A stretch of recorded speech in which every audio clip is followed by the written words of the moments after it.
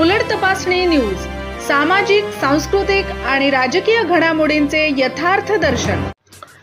देवळी तालुक्यातील बोपापूर दिघी हे सेलसुरा कृषी विज्ञान केंद्र यांनी दत्तक घेतलेले गाव असून शेतकऱ्यांचे मनोबल वाढावे तसेच पिकातील फरक शेतकऱ्यांना कळावा यासाठी PKV व कृषी विज्ञान केंद्राच्या वतीने धनुका ॲग्रीटेक प्रायव्हेट लिमिटेड यांच्या संयुक्त विद्यमाने हरभरा पीक उत्पादन सुधार होण्याच्या दृष्टिकोनातून शेतकऱ्यांच्या शेतावर प्रात्यक्षिक घेण्यात आले।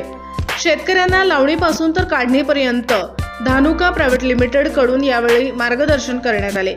बीज प्रक्रिया ते किडी रोग, बुरशीनाशक, अंडीनाशक यावर असरदार करणारे कीटकनाशक, मायकोरायझासारखे खत याचे प्रात्यक्षिक करून दाखवण्यात आले। डेमो म्हणून शेतकऱ्यांना विविध शेती उपयोगी साहित्य दिल्याने लागवड केलेल्या पिकांमध्ये फरक दिसून आला। शेतकऱ्यांमध्ये जागृती व्हावी यासाठी शिवार फेरीचे आयोजन यावेळी करण्यात आले होते। शिवार फेरीच्या कार्यक्रमासाठी मार्गदर्शक म्हणून कृषी विज्ञान केंद्राचे डॉक्टर जीवन काटोरे, डॉक्टर निलेश वजिरे, धानुकाचे घनश्याम इंगळे उपस्थित होते।